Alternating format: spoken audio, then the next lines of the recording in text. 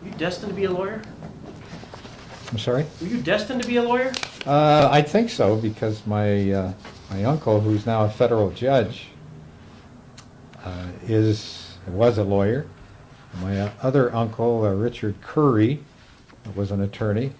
We had lawyers running in the family. Where'd you go to law school? Albany. Albany? Yeah. And then after that, came back here? Yes. Hung up my shingle in Lakewood and became a partner with Bob Booty and Wayne Herrick. Then after that became a partner with Lucian Ledestro. Practiced here all my life and became a trial lawyer and learned that Robert Jackson was one of the most successful trial lawyers in the area. Robert H.Jackson, a man who could walk with presidents and kings, let alone be a favored guest at Pearl Mesta's Washington parties, yet lived in deep fondness for the ground he first trod and the people he left behind. He described one of our judges. He said, "What did he say that judge's name was?" "Ottaway," said the guard. "Hell," replied the prisoner, "it ain't Ottaway, it's Sendaway." My recollection of the day, that it was a sunny day, and in walking the cemetery, it was so quiet, even though there were crowds of people there. It was a very solemn thing, as you might imagine. Samuel Alessi was my dad's attorney, and my dad wanted to buy in Cottage Park, and he learned that one of the restrictions was, in the deeds and in the record was something like, quote, "This property will not be sold to Italians, Polanders, or other undesirable foreign element." So my dad went to Sam Alessi, and Sam advised him that that particular clause was unconstitutional, and my dad could go ahead and buy the property. But I've treasured that deed of ours, and still have it. Judge Bodine, lovable man. He stood tall physically, and stood tall as a jurist. He had a tender heart, but just a wonderful man and a great wit. He used to give speeches all over the Chautauqua County and had the driest wit about him. I wish that we had recorded his speeches. And Sid Hughes was assistant district attorney when I came here to practice, and a tough lawyer. He never wanted to take plea bargains. Mm-hmm. And if you wanted to get your client some relief, you had to try the case and win. Bill Harrison died of cancer. Bill was an assistant public defender and became public defender in Chautauqua County. Would always fight for the downtrodden. He was our ACLU lawyer, you might say, in this area. Conti, I did know. He was Democratic chairman. Gentleman Sam, dressed neat as a pin, respected attorney. Got me to run for district attorney when I think I was so green.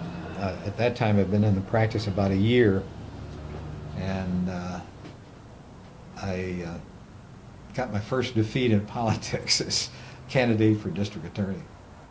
If it wasn't for Ernie and his constant battle for the environment, we would have had a sewer plant eventually, but not as early as we did, and that he's to be credited. I take my hat off to him, and so any of the folks that like the looks now of Chautauqua Lake and the beautiful condos on the other side of the lake can take a tip of the hat to Ernie Leak for all that he did. Mike Lombardo, tough trial lawyer. He handled quite a few criminal cases and civil cases in Chautauqua County. Never gave a quarter. He and Pickard were partners, and they made an interesting combination. Pickard was, I think, weighed about 300 pounds, was about 6'2". Mike Lombardo was about 5'4". Very small man, but good lawyer, good trial lawyer. Tubi Scarpino, big fighter. I mean, he was tough. I battled with him on a few occasions, but he was a good defense lawyer. He just wouldn't give an inch in his trial. Let's see, lawyer in Lakewood, then I got interested in politics, got involved as a town supervisor, the second Democratic town supervisor in all history of Busti. The first one was a doctor back in the early teens, the 1900s. He got elected because they had a plague at that time. A lot of people were ill. I think a flu bug must have hit most of Busti. And he must have visited most of the homes. And for some reason, he took an interest in politics because they elected him as the supervisor. But anyhow, became a town supervisor, loved it. Became a county legislator. In fact, during my time, there was some legislative reform because of the one man, one vote edict that came out of the Supreme Court of the United States. We had to change the charter in Chautauqua County and switch from the Board of Supervisors system to legislator system. And you could not,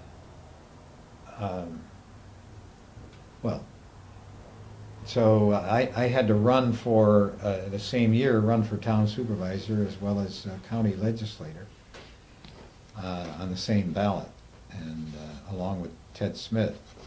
And we both were successful, and I won both positions, so I was a town supervisor and a county legislator at the same time. What was interesting about that is that I was one of the two parties that sued the county to reapportion the county. I was named as a plaintiff, or was a plaintiff, along with Dr. Glenn Ebersol. Mm-hmm. Once I got elected, though, to the county legislator, I was a plaintiff on one hand and then became a defendant on the other. But the county was reapportioned. We had a legislature, became chairman of the legislature. From there, the charter that was eventually adopted called for a county executive, and I became the first county executive.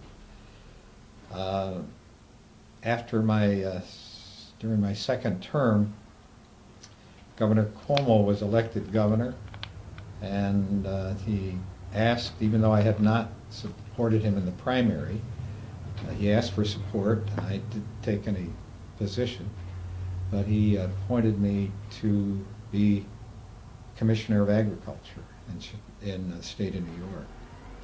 And I served in that position until he wanted to appoint me to a Director of Rural Affairs, a new office that was created to represent rural areas. And I served in that capacity. And learned through Judge Ricotta that he was going to retire and not be seeking the position. Democrats locally asked me to seek that office, which I did, and here I am. What's your highlight? Oh, there are quite a few of them. Establishing a sewer system around the lake, establishing the landfill, even though Bill Parman and I took a great deal of abuse there. And a great deal, because one of the sites they were looking at was in Busti, my town, and I was chairman of the legislature at the time. And but we had to play it neutrally. Environmentalist experts came in and said the site in Busti really would not be feasible because it would contribute to the pollution of a stream if there was ever any overflow. So that was one of the highlights that I recall and take pride in. The sewer district I mentioned already. We were rather an activist administration.